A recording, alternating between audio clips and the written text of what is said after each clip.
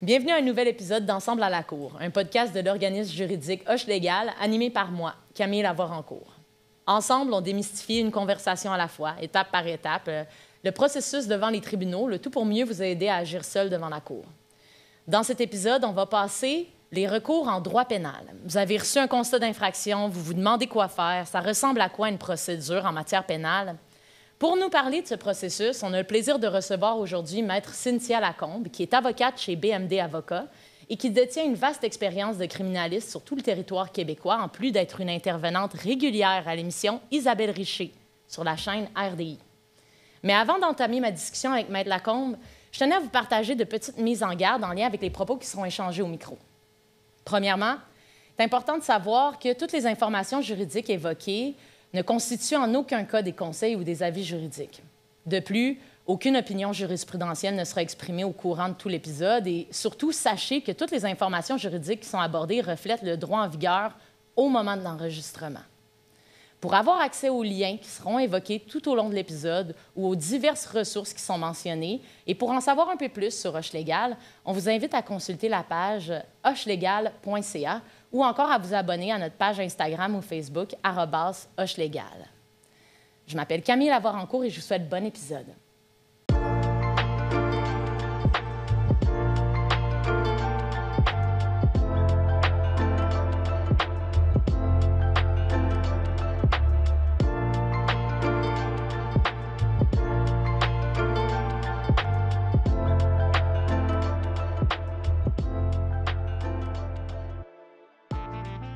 Merci d'être avec nous, Cynthia. Ça me fait plaisir.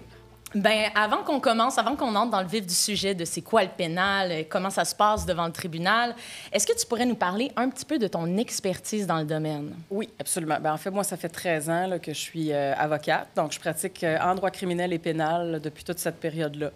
Alors, mon expertise, ça va justement du constat d'infraction jusqu'à la Cour suprême. Alors, j'ai touché pas mal de choses. Puis, ça me fait plaisir de venir vous parler aujourd'hui du volet qui est plus pénal. Puis là, ce balado-là, on parle beaucoup à des gens qui agissent seuls en matière pénale. Ouais. Dans le domaine du droit criminel, bien, surtout du droit pénal, est-ce qu'il y a beaucoup de personnes qui se représentent seules, qui agissent seules devant les tribunaux? Ah oui, absolument, absolument. Au niveau pénal, c'est vraiment pas rare, en fait, et c'est normal. Hein. Je pense qu'un constat d'infraction, on peut plus facilement, en fait, se diriger sans avocat, là, que ce serait dans d'autres sortes de droits ou dans d'autres sortes de causes. Et c'est assez fréquent, en fait, que les gens vont se représenter seuls devant le tribunal. Donc, ça se fait, puis aujourd'hui, tu es là. Merci pour nous aider à y voir plus clair. À commencer par la distinction qui est assez nébuleuse pour plusieurs entre le criminel et le pénal. Donc, c'est quoi la différence entre ces deux branches de droit-là? Le criminel, en fait, une infraction criminelle, évidemment, c'est une infraction qui va être beaucoup plus grave en termes de conséquences. Donc, on parle d'une infraction qui va entraîner l'imposition d'un casier judiciaire et qui va avoir, évidemment, toujours dans la mesure où on serait coupable, avoir des conséquences, par exemple, une peine qui peut aller d'une somme monétaire à de la détention. Au niveau du droit pénal, c'est autre chose. C'est les constats d'infraction qu'on reçoit par les policiers quand on ne fait pas notre stop. Ça peut être de la contrebande de tabac, par exemple, quand on se fait, vous savez, les cigarettes qu'on appelle communément les cigarettes indiennes. Ça n'est pas légal. Alors, au cas où il y a encore des gens qui doutent, c'est pas légal. Ce n'est pas légal. Alors, si on se fait pincer avec des cigarettes illégales, on va recevoir un constat d'infraction. Ce sont des constats d'infraction qui entraînent des conséquences de nature pécuniaire ou des pertes de points de démérite ou ce genre de choses-là, mais pas de casier judiciaire. Là. Ça ne reste pas avec nous là, pour le restant de notre vie, finalement. OK. Fait que ça varie un peu en fonction des infractions, donc du comportement qui nous est reproché, mais ça varie aussi en fonction de la sanction qui va être appliquée au terme du processus si on est trouvé coupable. Exactement. OK. Puis, comment est-ce qu'on peut savoir, si on a reçu une citation à comparaître, est-ce qu'on peut déjà savoir, si citation à comparaître est au haut du document que j'ai reçu par la poste, est-ce que c'est pénal? Est-ce que c'est criminel? Citation à comparaître, c'est criminel. Il faut prendre ça au sérieux. En fait, il faut tout prendre au sérieux, même quand on reçoit un constat d'infraction. Mais non, une citation à comparaître, c'est criminel. Généralement, le constat d'infraction, on le reçoit soit sur place, donc le policier peut le délivrer tout de suite. Là, souvent, c'est le cas Hein, quand je parlais tantôt de faire notre stop, là, quand on se fait arrêter pour le code de la sécurité routière, généralement, on va le recevoir tout de suite. Sinon, on peut le recevoir par la poste. Mais c'est vrai que ça peut être difficile de faire la distinction, là, parce qu'un constat d'infraction peut avoir l'air aussi, peut ressembler vraiment à une citation à comparaître, là, bien franchement. Mais c'est écrit dessus, ça va être marqué soit sommation, citation à comparaître. Ça, c'est vraiment, on sait, c'est criminel. Okay? Ça, on le sait tout de suite. Donc, les mots-clés, sommation, citation à comparaître, criminel. Puis de l'autre côté? De l'autre côté, normalement, il est écrit constat d'infraction à quelque part dessus. Souvent, ça va être... le poursuivant, ça va pas être le roi, là. Ça va être une ville ou ça va être le directeur des poursuites criminelles et pénales. Ou, mais ça sera pas le roi, a priori. Là. Le roi est pas en dessous de notre wiper quand on arrive à notre auto. C'est ça. C'est souvent la ville. C'est ça. Parfait, puis c'est important de le savoir parce que si je comprends bien les règles procédurales qui s'appliquent en matière pénale et en matière criminelle, c'est vraiment différent. Il y a des choses qui s'entrecoupent. C'est sûr qu'il y a des choses qui se regroupent, mais en bout de ligne, effectivement, c'est différent. Il n'y a pas toutes les mêmes étapes qu'au criminel. Au pénal, c'est beaucoup plus rapide par ailleurs. Là, puis on vient à bout, finalement, des dossiers beaucoup plus rapidement que ce serait le cas en criminel. Puis justement, quand on parle de chevauchement, ce qui est sûr, c'est que dans les deux matières, on a des droits qui nous protègent. Oui. Quand on parle d'infraction pénale, on parle des fois d'interaction avec la police. J'aimerais qu'on parle un peu des droits qui nous protègent lorsqu'on est arrêté, détenu, interrogé par la police pour une infraction pénale. À commencer par la question du droit au silence puis du fait de est-ce que je dois répondre aux policiers quand ils me posent des questions? Répondre aux policiers, pas nécessairement. En fait, vous savez, c'est jamais noir ou blanc. Fait que dans chaque épisode, c'est juste une panoplie de nuances. C'est ça. Les avocats, on fait souvent la blague que notre réponse la plus classique, c'est soit « ça dépend » ou bien « oui et non ». Alors, ça ne changera pas aujourd'hui. Ma réponse, ça va être « ça dépend ». Lorsqu'on se fait intercepter par un policier, on a l'obligation de s'identifier. Alors ça, c'est sûr, là, quand le policier vient vous voir, hein, savez-vous ce que vous avez fait? Là, évidemment, on répond non. On lui dit pas oui. On confesse pas tout de suite.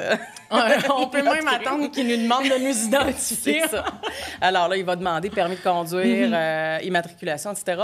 Il faut lui donner, là. On a l'obligation de lui donner. Sinon, on peut se faire coller soit un autre constat d'infraction ou ça peut même devenir une infraction criminelle. Alors ça, on le fait. Maintenant, si le policier nous demande des questions, par exemple, d'où est-ce que vous venez, où est-ce que vous allez, ça, on n'a pas l'obligation d'y répondre. Généralement, on va le faire parce que... On est stressé, c'est ça, on est surveillé de l'action. Généralement, ça ne change rien non plus, on n'a rien à cacher comme tel, mais on n'a pas l'obligation de répondre à ces questions-là. Donc ça, là, évidemment, je parle vraiment au niveau pénal, là, alors qu'on n'est pas dans le cas d'une enquête criminelle. Si c'est une enquête criminelle, je dirais autre chose. On reste... Dès maintenant, on coupe... on a fait la distinction. Parfait. On est au pénal. Parfait. Alors, à ce moment-là, c'est ça. Donc, on a l'obligation de s'identifier. On donne le permis de conduire, immatriculation, assurance. Et après ça, on laisse le policier aller rédiger notre constat d'infraction dans son véhicule. Et idéalement, on ne lui dit rien, idéalement, au policier, parce que souvent, on voit... Il ne faut jamais perdre de vue que le policier va tout noter. Alors, si on s'obstine avec, si on lui fait des commentaires désobligeants, il va le noter. Ça va être dans son rapport éventuellement. Alors, on ne dit rien. On dit rien, on fait juste prendre le constat, puis on dit « Bonne journée, monsieur ».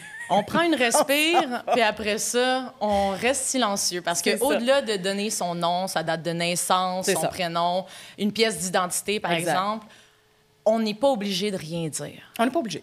Absolument pas. Puis ça peut même nous nuire. Ça peut même nous nuire, effectivement, dépendant de ce qu'on dit. Puis si, par exemple, je mens au policier, dans mon identification, je donne un autre nom, j'ai envie de faire une blague, etc. Ça aussi, ça peut me nuire. Parce qu'étant donné qu'on a une obligation de s'identifier, donc c'est vraiment l'idée d'être honnête quand on s'identifie. Exact.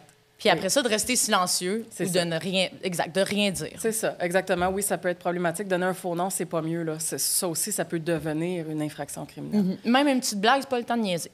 Non, le moment est généralement tendu, puis souvent, on peut bien tomber, là, mais ça se peut que l'agent de la paix, ça ne tente pas de faire des blagues à ce moment-là. Alors, on se restreint. Puis c'est ça, comme on parlait, on disait que ce qu'on reçoit au final par la poste, souvent, ou qu'on retrouve sur notre véhicule, c'est un constat d'infraction. Ouais. Ça ressemble à quoi, ce document-là? Celui qu'on vous remet sur place, là, en fait, c'est un papier qui a qui est replié, en fait, sur lui-même, là, où il y a plusieurs informations. On a notre adresse, on a l'endroit où on s'est fait intercepter.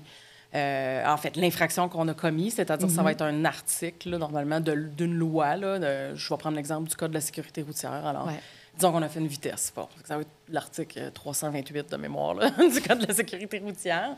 On va voir le nombre de points de démérite que ça nous donne. Ce qui est très important, notamment si c'est une vitesse, parce que là, ça va varier selon la vitesse. Puis, on va trouver c'est ça, ce genre d'informations-là. À l'endos, on va avoir le formulaire pour plaider coupable ou non coupable. Et on a aussi en fait, on a une page où il y a des lignes, normalement, où on peut écrire notre version des faits. À ne jamais remplir. OK? À ne jamais truc de pro. remplir. Exactement. Truc de pro. On ne remplit pas ça. De un, ça ne sert à rien parce que les personnes qui reçoivent le plaidoyer de non-culpabilité ne sont pas responsables là, du dossier. Donc, ils ne vont pas le prendre en compte, votre explication. Puis, deuxièmement, on ne veut pas donner une explication avant qu'on ait reçu la preuve. Alors, on ne répond pas, on n'écrit pas notre version des faits. On plaide non coupable, on envoie ça et on attend d'avoir la preuve avant de répondre. Donc, le constat d'infraction, c'est le premier document qu'on reçoit puis qui débute un peu le processus en matière pénale. Et c'est un document qui contient énormément d'informations importantes. Tu l'as nommé, c'est l'article de loi. Donc, on peut aller chercher un peu sur l'article de loi. Est-ce que ça peut être pertinent un peu de... Ensemble, est-ce qu'on pourrait un peu disséquer toutes les informations, juste une à la fois, l'article de loi, la peine, toutes ces informations-là qui, sur le papier, ont l'air de rien, mais qui, au final, expliquent le comportement qui est reproché à la personne? Oui, tout à fait. En fait, c'est ça. Bon, évidemment, la première des choses, il va y avoir l'identification du véhicule. Là. Fait qu'on peut confirmer que le policier, normalement, il n'y a pas d'erreur là-dedans, mais on le regarde quand même. Tout d'un coup, qu'il y aurait une erreur dans le type de véhicule. Ce serait si simple. Ça n'arrive pas souvent. L'article de loi, c'est facile à trouver sur Internet. Fait qu'on peut facilement aller voir, évidemment, parce qu'il n'est pas écrit au long, là, lorsqu'on reçoit le constat. Mais généralement, il est écrit une petite phrase là, qui nous permet de comprendre facilement, là, le policier l'indique. Mais on peut aller faire des recherches là-dessus, effectivement, très facilement sur Internet, sur l'article de loi. On va voir la peine qui est demandée. Donc, là, je dis n'importe quoi. Amende, disons, 100 $. Ouais. Ensuite de ça, on va voir qu'il y a 2 autres montants d'argent qui sont réclamés. Ça va être la contribution et les frais. Donc, la contribution qui est de, je sais pas, 15 $, mettons, puis les frais, chiffre on va hypothétique. dire... C'est ça, chiffre hypothétique, là, frais de 15 $. Donc, lorsqu'on veut négocier à la cour, je devance peut-être, mais les frais, c'est le genre de choses qu'on peut négocier, par exemple, si on veut négocier le montant. La contribution, normalement, c'est mandatoire, là, donc ça, on n'a pas le choix. C'est obligatoire. Oui, c'est ça, exactement, de le payer. Sinon, je pense qu'on a fait le tour de ce qui est sur le constat. Sur le constat. Fait que c'est comme notre début dans l'entrée du monde du pénal, puis ça vaut la peine de prendre le temps de s'informer, d'aller rechercher quel comportement nous est reproché, parce que toutes les informations qui sont au constat vont être des informations importantes pour la suite, comme tu disais. Exactement. Puis ce qu'on peut faire, en fait, encore une fois, truc de pro, truc de pro numéro 2. Ce qu'on peut faire, c'est rédiger, mettre sur papier tout de suite notre version des faits. Parce que par le temps qu'on reçoive la preuve, par le temps qu'on reçoive une date de cour, on s'en rappellera pas comme on s'en rappelle maintenant. Fait que si, dans notre tête, on le sait d'habitude, hein, mais on veut contester ou pas, si on est coupable, si on sait qu'on l'a fait, souvent, on va dire « Ah, c'est beau, je vais le payer, là, tu sais, puis je vais prendre le 3 points de démérite. » Mais si on ne l'a pas fait, là, puis on le sait déjà, là, qu'on a l'intention de contester. Fait on met notre version sur papier, comme ça, on a le plus de détails possible. Puis une fois qu'on reçoit la date de cour, on peut retourner dans nos notes pour voir hey, qu'est-ce qui est arrivé exactement. Ça nous rafraîchit la mémoire sur les événements. Exact.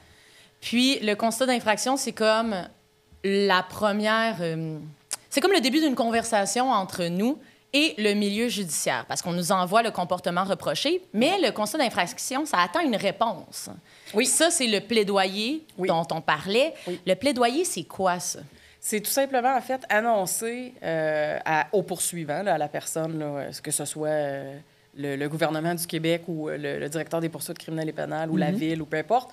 Est-ce qu'on se reconnaît coupable de l'infraction ou est-ce qu'on plaide non coupable à l'infraction puis on souhaite la tenue d'une audition pour se défendre? Donc, on a 30 jours pour répondre là, au constat d'infraction, donc on peut prendre le temps d'y penser. Mais le délai de 30 jours est quand même de rigueur parce qu'après ça, le dossier peut se retrouver de lui-même à la cour sans qu'on en soit avisé, là. Et ça pourrait procéder par défaut. Donc, c'est vraiment important d'enregistrer ce plaidoyer-là. Puis, comme on disait, si on n'y répond pas, il peut y avoir des conséquences. On y reviendra peut-être à la fin de l'épisode, mais il faut y répondre, il faut choisir est-ce qu'on enregistre un plaidoyer de culpabilité ou non. Puis comment est-ce qu'on choisit, comment est-ce qu'on prend cette décision-là? Quels éléments on devrait prendre en considération lorsqu'on enregistre le plaidoyer? Bien, je pense que... Je vais prendre un exemple simple. Prenons un stop, un panneau d'arrêt, là. OK? Juste comme exemple. Je pense qu'on le sait si on l'a fait, notre arrêt, ou on ne l'a pas fait. Fait qu'en partant, il y a des infractions comme ça qui vont être simples. Mais évidemment, ce qu'on pourrait faire, c'est se renseigner sur... Et c'est ça qui est le plus difficile, je pense, quand on se représente seul, c'est de savoir c'est quoi exactement que le poursuivant doit prouver, hors de tout doute raisonnable, pour qu'on soit coupable. Parce qu'il ne faut jamais perdre de vue qu'en tant que défendeur, on n'a pas, nous, à prouver quelque chose. Hein? C'est le contraire. C'est le poursuivant qui doit démontrer notre culpabilité. Mais il y a toujours ce qu'on appelle des éléments essentiels de l'infraction. Puis souvent, il y en a plus qu'un. Hein? Par exemple, là, au niveau du stop, c'est pas juste « j'ai-tu arrêté », c'est « j'ai-tu arrêté avant la ligne d'arrêt, combien de temps j'ai arrêté, est-ce que mes roues étaient immobilisées ». Alors, mais ça se trouve aussi sur Internet. On peut aller sur des sites comme Canly, par exemple, puis on peut taper des mots-clés. Je sais pas, moi, justement... stop. C'est ça. Genre ticket, stop, panneau d'arrêt, immobilisation, je ne sais pas. Puis ça se trouve dans d'autres décisions qui ont été rendues. On va les avoir, les éléments essentiels de l'infraction. Fait que là, on peut voir, puis on peut réfléchir par rapport à ce qu'on a vécu. OK, j'ai-tu effectivement fait, mettons, les 3 éléments-là, moi, j'ai-tu fait ça? Oui, parfait, je conteste.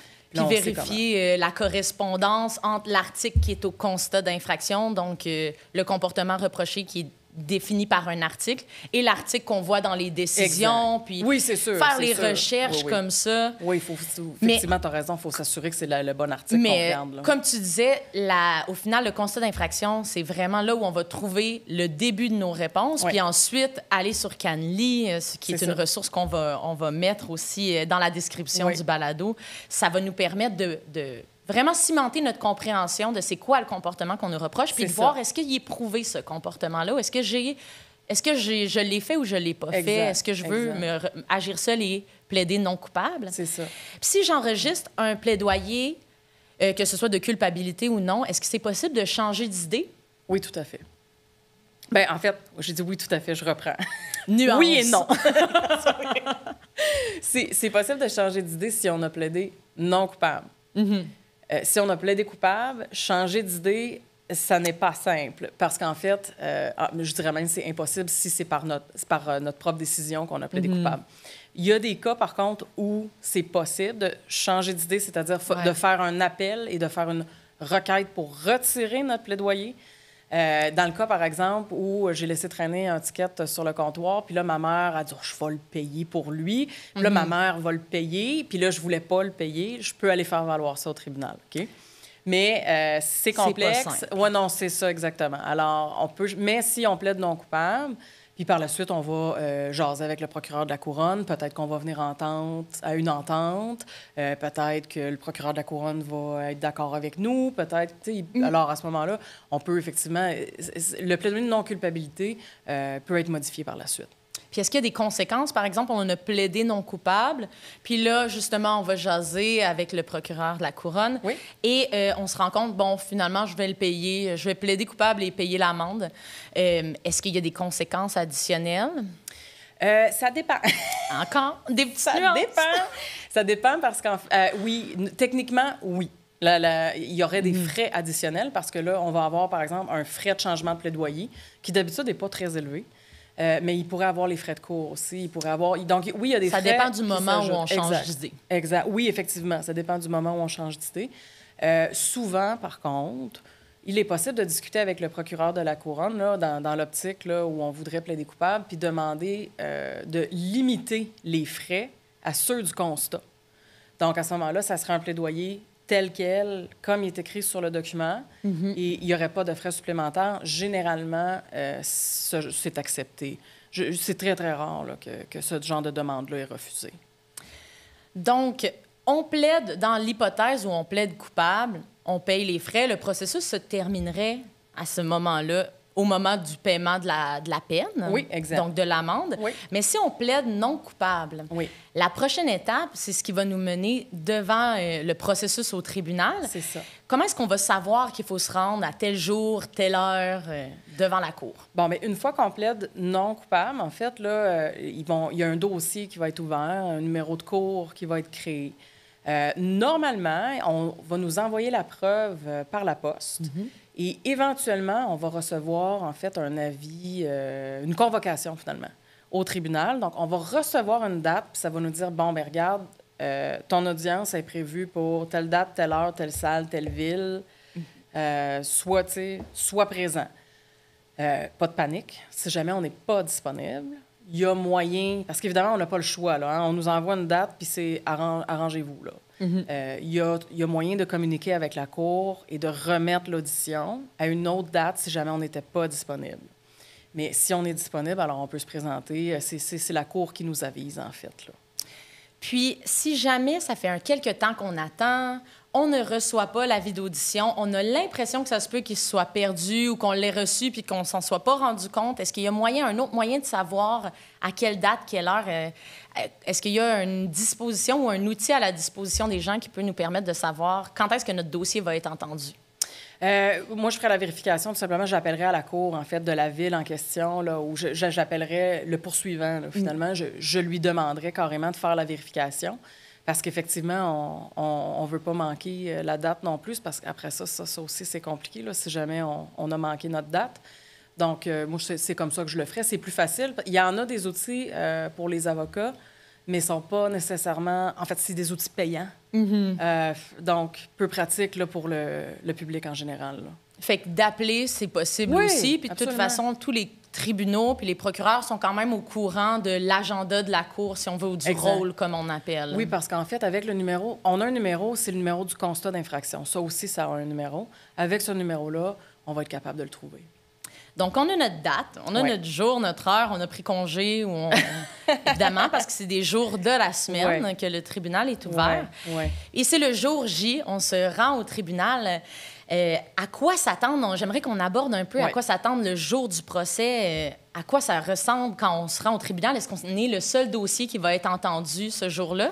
Non, il y a beaucoup de dossiers au rôle. Malheureusement, j'aimerais bien vous dire oui, mais non, c'est pas le cas, en fait. Et c'est comme ça dans tous les types de droits, je pense. Quand on va à la cour, on sait à quelle heure ça commence, mais on ne sait jamais à quelle heure on sort de là. Alors, il faut prendre sa journée au complet, ou sa soirée, ou enfin, peu importe là, quelle est la plage horaire là, qui est disponible. Mais prenons pour acquis que c'est à 9h30 le matin. Je ne peux pas vous dire là, à quelle heure vous allez passer, ni à quelle heure vous allez sortir, ni c'est quoi l'ordre, ni... Alors, normalement, comment ça se passe là-bas à la cour?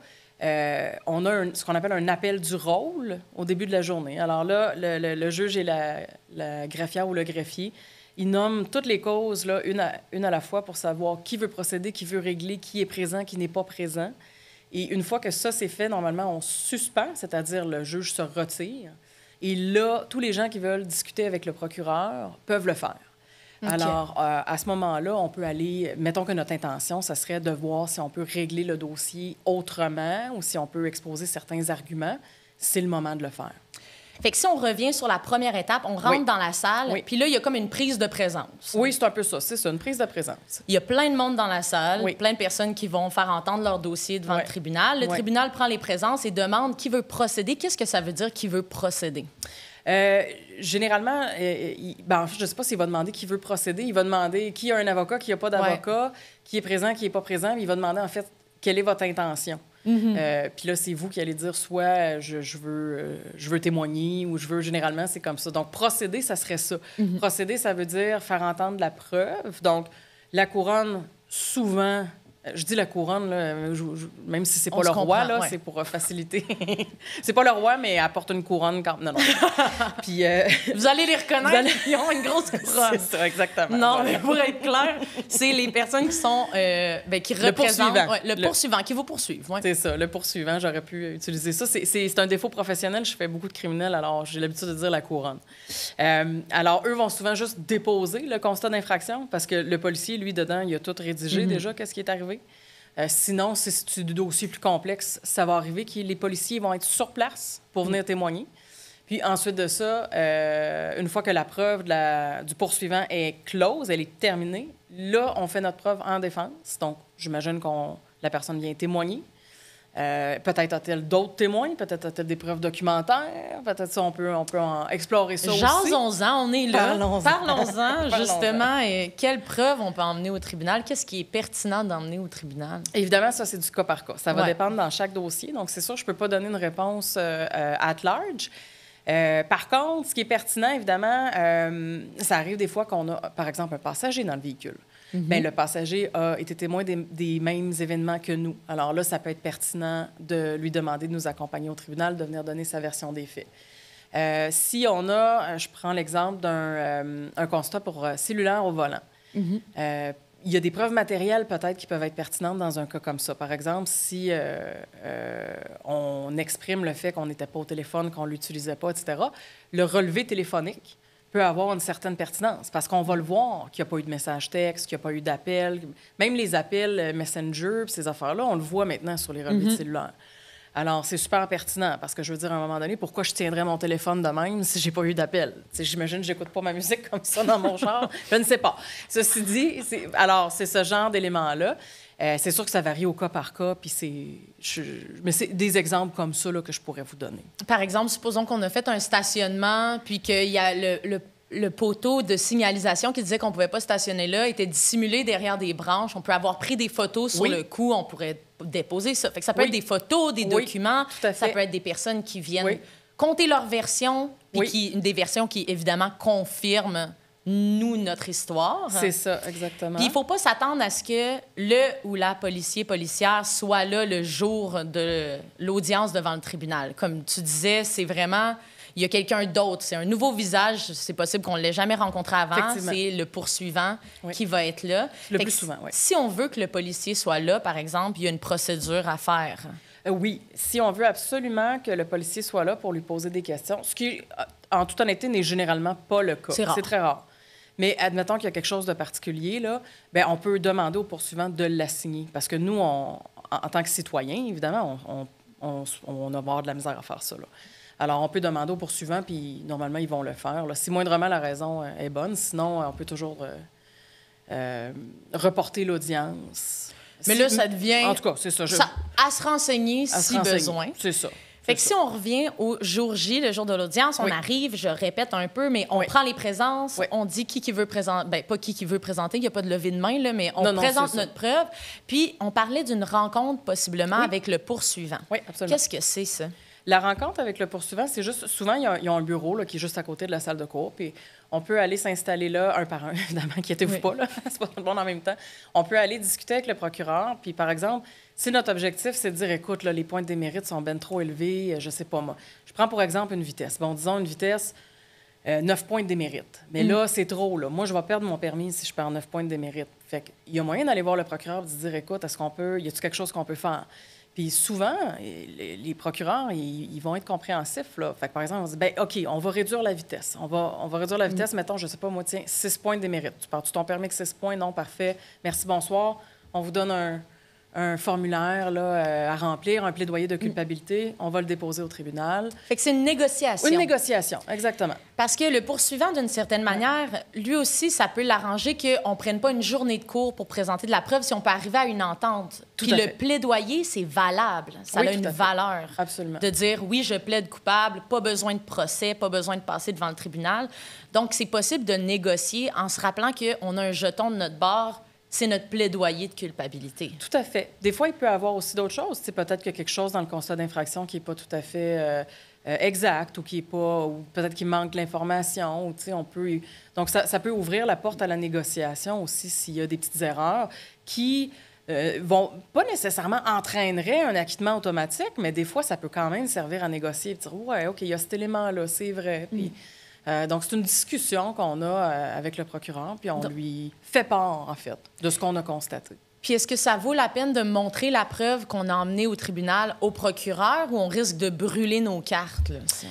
Bien, en fait, le procureur, il est pas là pour, en bon québécois, patcher quoi que ce soit. Là. Une fois qu'on lui... C'est pas parce qu'on lui exhibe qu'il va ajuster sa preuve. Alors moi, je vois pas de problème à lui divulguer parce qu'en fait, surtout dans la mesure où notre objectif, c'est de ne pas aller devant la cour, raconter notre histoire, mais peut-être tout simplement là, de régler le dossier tout de suite, là, sans nécessité de passer devant le juge. Moi, je lui exhiberais. Alors, on peut lui montrer, effectivement, mais regarde, tu parlais d'un arbre, tu as un stop caché par des branches, là, tantôt. Regarde, j'ai pris des photos, je peux pas voir ça. Là, le procureur, il va le voir, puis il va prendre une décision, il va dire... ah, ben c'est soit, oui, vous avez raison, je vais retirer le constat, ou, ah, ben écoutez, ça fait 10 ans que le stop est là, je suis pas d'accord, on va procéder. Tu sais, ça peut être ça aussi. Le procureur n'est pas obligé, là, évidemment, d'accepter, de négocier ou d'accepter nos arguments. Ça se peut qu'il procède, là. Puis nous aussi, on n'est pas obligé, si jamais l'offre qui nous est faite pour le plaidoyer nous convient pas, bien, c'est pas le procureur ou le poursuivant qui a le dernier mot. On peut encore aller au tribunal, même si on rencontre le poursuivant. Ah non, c'est ça, exactement. Là. On n'est pas obligé d'accepter l'offre qui nous est faite du tout. On prend la décision une fois qu'on a eu la discussion. Puis, en fait, une fois qu'on retourne dans la salle de cours, c'est un peu comme si la discussion n'avait pas eu lieu. Tu sais, c'est confidentiel, tout ça. Hein? Fait que on repart à zéro, puis on présente notre preuve. Puis, justement, quand on parlait de présenter notre preuve, puis que de l'autre côté, le poursuivant allait aussi présenter sa preuve, puis des fois, à cause de la télé-réalité, bien, en fait, moins réalité, plus télé, puis les telenovelas, on a l'impression qu'il peut y avoir un retournement de situation, une nouvelle preuve qui est présentée, que c'est très dramatique, tout ça. Est-ce que c'est possible qu'il y ait une preuve qu'on ne connaît pas, que le poursuivant présente? Non, pas sans nous l'avoir divulgué d'abord. Fait que c'est possible, par contre, que le procureur reçoive une nouvelle preuve entre-temps qui nous ait pas été communiquée, par exemple. Ça peut arriver. Évidemment, puisque le poursuivant ne sait pas à ce moment-là, est-ce qu'on va être là, est-ce qu'on a un avocat, est-ce qu'on n'en a pas, ils ne le savent pas, fait qu'ils ne peuvent pas nécessairement nous le communiquer. Si c'est le cas, le procureur va nous donner une copie de la preuve. Là, on n'aura pas le choix de reporter l'audience, par exemple, parce qu'il faut qu'on en prenne connaissance et tout ça. Mais il n'y a pas de surprise. Le procureur ne va pas sortir un lapin de son chapeau là, en pleine audience. Oui, c'est ça. Surprise! Vous êtes coupable! Ils ne font pas ça, là, je vous assure. Là, soyez sans crainte. On a un droit de connaître la preuve. Oui, c'est ça, exactement. Puis la divulgation de la preuve, c'est continu. Là. Fait que tant qu'ils en reçoivent, ils vont nous la donner. Alors. Puis on va avoir le temps d'en prendre connaissance, de réfléchir, puis peut-être que là, on va décider, la négociation, ça peut être intéressant, finalement. Oui, peut-être que j'aimerais faire un plaidoyer si la peine est ajustée. Parce qu'il y a des endroits aussi là, où c'est filmé. Hein. Il y en a pas beaucoup, mais il y a des villes où les véhicules patrouilles ont des caméras. Fait que souvent, par exemple, des fois, on pense qu'on a fait notre stop, puis finalement, on se regarde sur le vidéo, puis on dit « Ouais, finalement... » Il était mince. C'est ça.